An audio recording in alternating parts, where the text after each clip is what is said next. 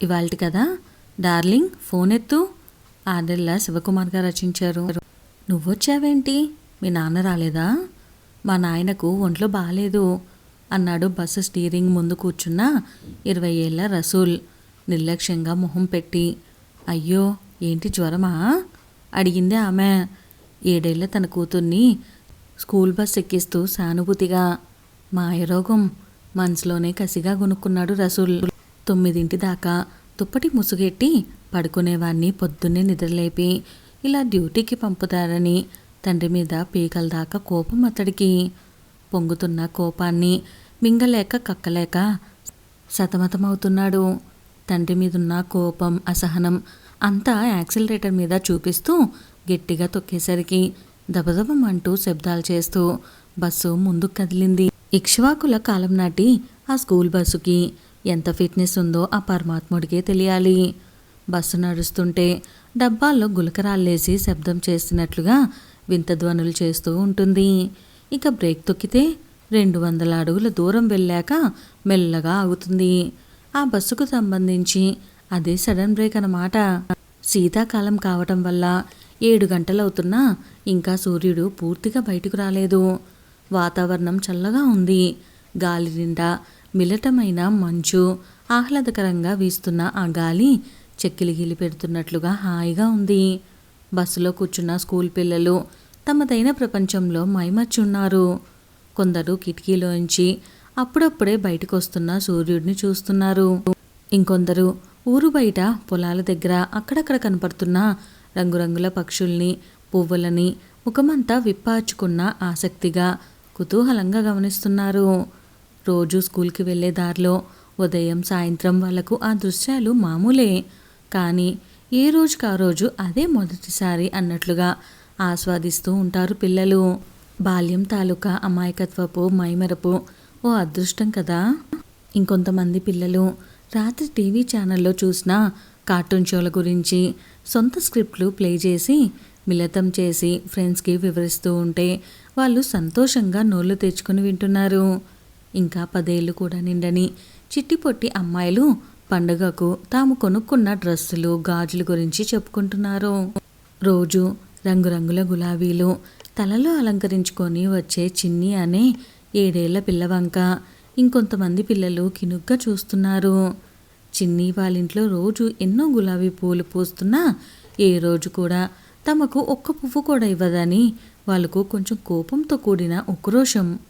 మొత్తానికి బస్సు మొత్తం బాల్యం తాలూకా అద్భుతమైన పరిమళం చైతన్యంతో ప్రకాశిస్తూ ఉంటే బస్సు నడుపుతున్న రసూల్కి మాత్రం చిరాకు, కోపంతో కూడిన అసహనంగా ఉంది. స్టీరింగ్ ఎదురుగా డాష్ బోర్డ్ మీదున్న మొబైల్ తీసి చూసుకున్నాడు. బస్సు ఎక్కినప్పటి నుంచి అతడు అలా చూసుకోవటం 171సారి. మొబైల్ చూసుకున్నాక రసూల్ మొహం మరింతగా ముచ్చుకుపోయింది. అంతకుముందు 200 సార్లు పైగా రీడైల్ చేసిన నెంబర్కు తిరిగి కాల్ చేశాడు. ఫోన్ మోగుతుంది కానీ ఎవరూ ఫోన్ ఎత్తటం లేదు. కసిగా ఉక్రోషంతో పళ్ళు కొరుక్కున్నాడు. ఘోరమైన అవమానం జరిగినట్టు అతని ముఖం కోపంతో జేవురిచ్చింది. అతని మానసిక పరిస్థితి చాలా ఘోరంగా ఉంది.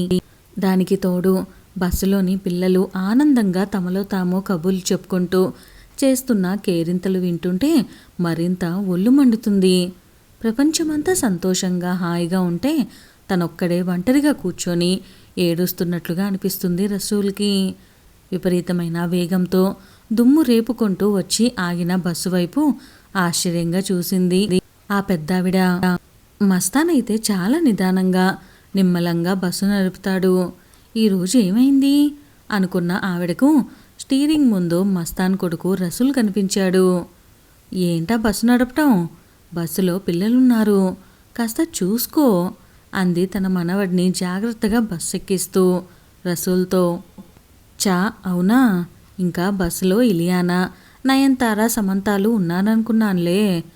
రాత్రి చూసిన సినిమాలోని హీరో మాడ్యులేషన్లో ఇమిటేట్ చేస్తూ ఆవిడ వంక వెటకారంగా చూసి అన్నాడు. రసూల్ మాటల ధోరణికి ఆవిడకు ఒళ్ళు మండింది. మర్యాదగా పద్ధతిగా ఉండే మస్తాన్ కడుపున ఇటువంటి వాడు ఎలా పుట్టాడో అనుకుంది మనసులో. బస్సు నడపడానికి నీకు లైసెన్స్ ఉందా అడిగింది నొసలు ముడివేస్తూ. డ్రైవింగ్ లైసెన్స్ సరిపోద్దా? Aadhaar card, PAN card, ration card, passport కూడా చూపించమంటావా? ఆ పెద్దావిడ వైపు హేళనగా చూసి నవ్వుతూ బస్సు ముందుకి దూకించాడు. ఇలా ఇంటింటికి బస్సు ఆపి పిల్లల్ని ఎక్కించుకోవటం చిరాగ్గా ఉందటందుకి. తను నడిపేది స్కూల్ బస్సు అనే స్పృహ కూడా లేదు. మాటి మాటికి మొబైల్ వంక అసహనంగా దిగులుగా చూసుకుంటున్నాడు. పని పాట లేకుండా పలాదు తిరుగుతున్న కొడుకుని ఇలా వారానికో 2 సార్లు స్కూల్ బస్ ఎక్కిస్తే దారిలో పడతాడేమోనని తండ్రి మస్తాన్ ఆశ. బిడ్డలు పెద్దగా కష్టపడకుండానే హాయిగా జీవితం కొనసాగాలని అందరూ తల్లిదండ్రులు అనుకున్నట్టే మస్తాన్ కూడా అనుకుంటూ ఉంటాడు. తన ఏకైక కొడుకు స్కూల్ బస్సు డ్రైవర్గా జీవితంలో స్థిరపడితే పొద్దున్న సాయంత్రం స్కూల్ పిల్లలను ఇంటి దగ్గర నుంచి స్కూల్కి తీసుకురావటం, ఆ తర్వాత స్కూల్ దగ్గర నుంచి ఇంట్లో వదిలిపెట్టడం, రోజు మొత్తం మీద 3 గంటల పని. ముఖ్యంగా చదువు అబ్బని తన కొడుకు ఎర్రటి ఎండలో ఒళ్ళు హూనమైపోయేలాగా పనిచేసే అవసరం లేకుండా నెల తిరిగేసరికల్లా జీతం చేతిలో పడుతుందని ఆయన ఆశ. ప్రవర్తనలో మస్తాన్కు పూర్తి వ్యతిరేకం రసూల్. తండ్రి మర్యాద, నిదానం, నమ్రత పాటిస్తూ ఉంటాడు. ఎదుటి వ్యక్తి తొందరపడి మాట జారినా అల్లా మీద భారం వేసి నవ్వి ఊరుకుంటాడు. రసూల్ మాత్రం నోరు తెరిస్తే వెటకారం, హేళన, వ్యంగ్యం, పంచు డైలాగులు. సినిమాలు, స్నేహితుల ప్రభావానికి గురైన రసూల్ వయసు వేడిలో ఉన్నాడు. తన కొడుకు ఎప్పటికైనా జీవితంలో స్థిరపడతాడని అందరి తల్లిదండ్రుల్లానే మస్తాన్ కూడా ఆశపడుతూ ఉంటాడు. రసూల్ నడుపుతున్న స్కూల్ బస్లో ఉన్న పిల్లలంతా దిగువ మధ్య తరగతి కుటుంబానికి చెందిన వాళ్ళే. పొద్దుతే తమ పిల్లలు స్కూల్ యూనిఫామ్ వేసుకొని బస్సెక్కి వెళ్తూ బాయ్ చెబుతూ చేతులూపుతుంటే తాము పడే కష్టం, ఇబ్బందులు అన్నీ మర్చిపోతారు ఆ తల్లిదండ్రులు. జీవితంలో ఎన్నిసార్లు ఆర్థిక సమస్యల్లో కుంగిపోతున్నా కనీసం తమ బిడ్డలైనా బాగా చదువుకొని పైకొస్తారని ఆ తల్లిదండ్రులు కలలు కంటూ ఉంటారు. స్కూల్కి 10 కిలోమీటర్ల పరిధిలో ఉండే చిన్న చిన్న గ్రామాల్లోని పిల్లల్ని బస్సెక్కించుకొని మస్తాన్ ఎంతో శ్రద్ధగా, ఏకాగ్రతతో బస్సు నడిపి పిల్లల్ని స్కూల్కి చేరుస్తాడు. సాయంత్రం స్కూల్ వదిలిన తర్వాత కూడా అంతే శ్రద్ధతో పిల్లల్ని భద్రంగా ఇళ్ల దగ్గర దిగబెడతాడు. మస్తాన్ మియా స్కూల్ బస్ నడుపుతుంటే పిల్లల తల్లిదండ్రులు నిశ్చింతగా, ప్రశాంతంగా ఉంటారు.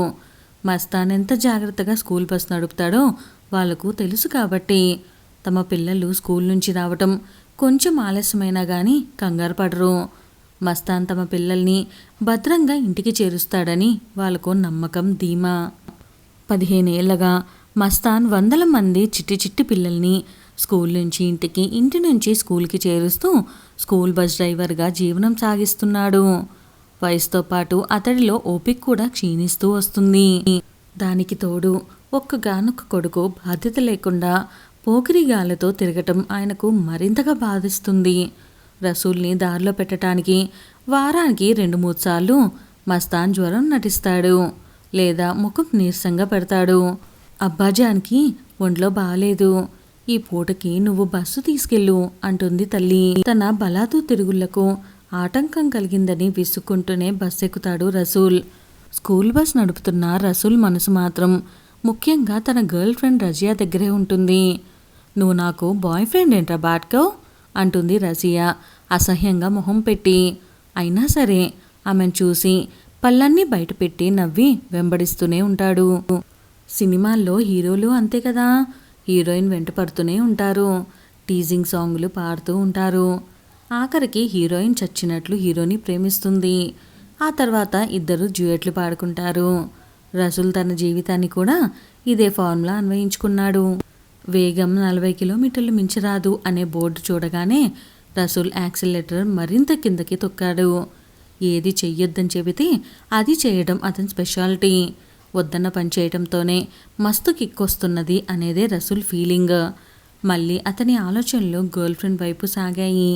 ఎప్పుడైనా మిస్డ్ కాల్ ఇస్తుంది, ఫోన్ చేస్తే ఒరే బంగారం కాస్త బ్యాలెన్స్ వేయించరా అంటుంది గోముగా. ఆ మాత్రం దానికే రసూల్ ఆనందపడిపోయి వెంటనే ఆ అమ్మాయి మొబైల్ రీఛార్జ్ చేయిస్తాడు. ఆ తర్వాత ఫోన్ చేస్తాడు, కానీ తను ఫోన్ ఎత్తాడు. ఫోన్ చేస్తూనే ఉంటాడు. పళ్ళు కొరుక్కుంటూ, ఏడ్చుకుంటూ తనను తాను తిట్టుకుంటూ ఫోన్ చేస్తూనే ఉంటాడు. మళ్ళీ బ్యాలెన్స్ అవసరమయ్యేదాకా ఫోన్ ఎత్తదు రజియా. ఇది మొదటిసారి కాదు, ఇలా చాలాసార్లు జరిగింది. అయినా సరే అడిగిన వెంటనే ఫోన్ రీఛార్జ్ చేయించి ఆ తర్వాత ఆశాభంగం చెందటం పాపం రసూల్కి అలవాటుగా మారిపోయింది. 4 రోజుల క్రితం ఇలానే బ్యాలెన్స్ వేయించమని అడిగింది. తండ్రి జేబులోంచి 200 కొట్టేసి మరీ రీఛార్జ్ చేయించాడు. మళ్ళీ కథ మామూలే. ఏరా, జేబులోంచి డబ్బులు తీసావా అని తండ్రి అడిగితే ఆయన మీద ఇంతెత్తును లేచాడు. నీ కళ్ళకు నేనెలా కనిపిస్తున్నాను?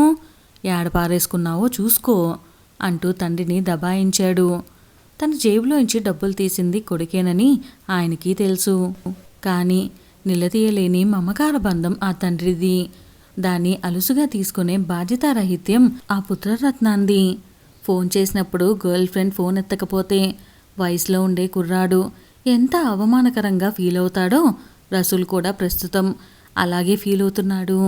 అందుకే అతని మానసిక పరిస్థితి గందరగోళంగా అతలాకుతలంగా ఉంది. మాటి మాటికి మొబైల్ వంక చూసుకుంటున్నాడు. తిరిగి రజియా నంబర్కు రీడైల్ చేస్తున్నాడు. ఫోన్ ఎత్తకపోయేసరికి మనసులోనే పళ్ళు కొరుక్కుంటూ టెన్షన్ పడుతున్నాడు. అసలు ఈరోజు డైరెక్ట్గా గర్ల్ ఫ్రెండ్ ఇంటికి పోయి విషయం తేల్చుకుందాం అనుకున్నాడు. కానీ తండ్రికి ఒంట్లో బాగోలేకపోవటం వల్ల స్కూల్ బస్సు తీసుకొని లైన్ మీదకు రావాల్సి వచ్చింది.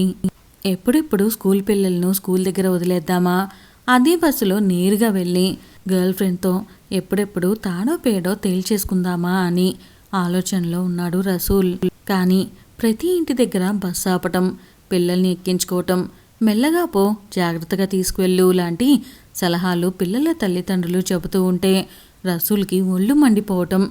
అతని మానసిక పరిస్థితి అంతా చాలా కన్ఫ్యూజింగ్గా, ఆందోళనగా ఉంది.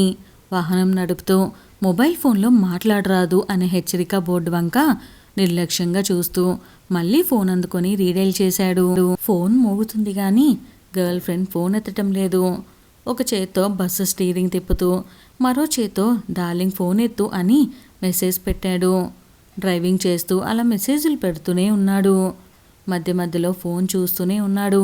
పొలాల మధ్య నుంచి సన్నటి రోడ్డు మీదకు బస్సు వేగంగా వెళ్తుంది. దూరంలో రైలు వస్తున్న శబ్దం వినిపిస్తుంది. బయట ఉషోదయపు ప్రకృతి అద్భుతమైన పెయింటింగ్లా రాగరంజితంగా ఉంది. బస్సులోని స్కూల్ పిల్లలు ఉత్సాహంగా రైమ్స్ పాడటం మొదలుపెట్టారు.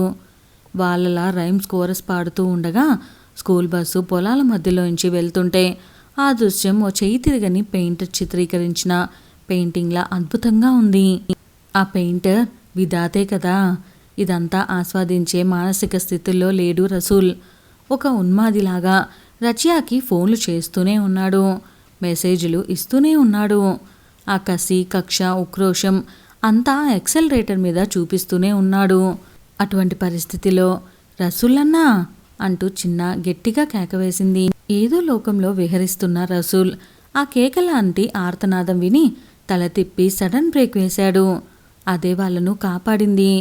రసూల్ తండ్రి మస్తాన్ ప్రతిరోజు కాపలా లేని ఆ రైల్వే లెవెల్ క్రాసింగ్ దగ్గర బస్సు ఆపుతాడు.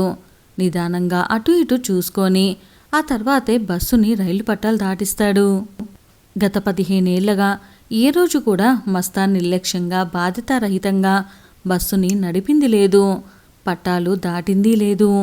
అటువంటిది రసూల్ గర్ల్ ఫ్రెండ్ మీద ధ్యాసతో మొబైల్లో మెసేజ్లు పంపుతూ బస్సు డ్రైవ్ చేస్తున్నాడు. ఒక్క క్షణంలో రైలు పట్టాలు దాటేస్తాడు అనుకున్నాడు రసూల్. అతడి దృష్టంతా మొబైల్ మీదే ఉన్న కారణంగా ముంచుకొస్తున్న ప్రమాదమేమిటో గుర్తించలేకపోయాడు.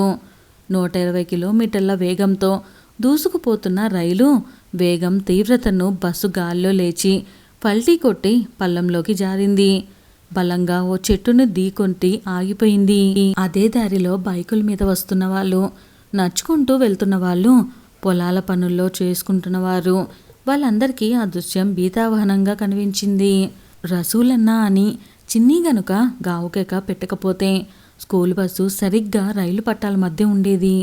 120 కిలోమీటర్ల వేగంతో దూసుకుపోతున్న రైలు ఆ స్కూల్ బస్సుని ఢీకొట్టి ఉంటే ఆ తర్వాత ఏం జరిగి ఉండేదో ఊహించుకోవాలంటేనే అందరి గుండెలు భయంతో దడదల్లాడాయి. వెంటనే పొలాల్లో పనిచేస్తున్న వాళ్ళు, దారిన పోయేవాళ్ళు కేకలు పెట్టుకుంటూ బస్సుని సమీపించారు. ఈలోగా ఎవరో 108 నెంబర్కి ఫోన్ చేశారు. ఏదో అదృశ్య హస్తం కాపాడినట్లుగా బస్సులోని చిన్నారులకు స్వల్ప గాయాలు తప్ప ప్రమాదకరమైన దెబ్బలేమీ తగల్లేదు.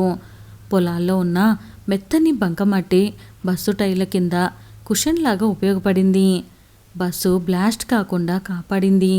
పట్టాల మధ్యలోకి వెళ్ళి ఉంటే రైలు ఢీకొట్టుకొని నుజ్జు అయిపోవాల్సిన స్కూల్ బస్సు ఆ చిన్నారుల తల్లిదండ్రుల అదృష్టం పుణ్యఫలం కారణంగా త్రుటిలో భయంకరమైన ప్రమాదాన్ని తప్పించుకుంది. వేగంగా వెళ్తున్న రైలు అంచు జస్ట్ తగలటంతో ఈ ప్రమాదం అంతటితో ఆగిపోయింది. ఓ సంవత్సరం తర్వాత తన కొడుకు నీడపట్టున కూర్చొని సంపాదించుకొని జీవితం సాగించాలని ఆశపడిన మస్తాన్ కోరిక నెరవేరింది. కాకపోతే వికలాంగుల కేటాయించిన కోటాలో టెలిఫోన్ బూత్ పెట్టుకున్నాడు. యాక్సిడెంట్లో 2 కాళ్ళు కోల్పోయిన రసూల్ ఒక్క క్షణం ఏమర్పాటుతనం జీవితాన్ని ఎలా బలి తీసుకుంటుందో అతనికిప్పుడు బాగా అర్థమైంది.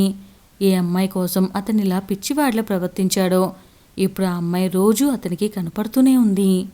భర్తతో కలిసి నవ్వుతూ తుల్లుతూ సినిమాకో షికారుకో వెళుతూ పెద్దవాళ్ళు అనుభవంతో చెప్పే మాటల్ని మూర్ఖత్వంతో కొట్టిపారేసే నిర్లక్ష్యమే జీవిత విధంగా బ్రతికితే జీవితం ఎంగిలాకులా ఎగిరిపోయి ఏ చెత్తకుండి దగ్గరకో పడుతుంది అని చెప్పటానికి అతని జీవితమే ఓ ఉదాహరణ.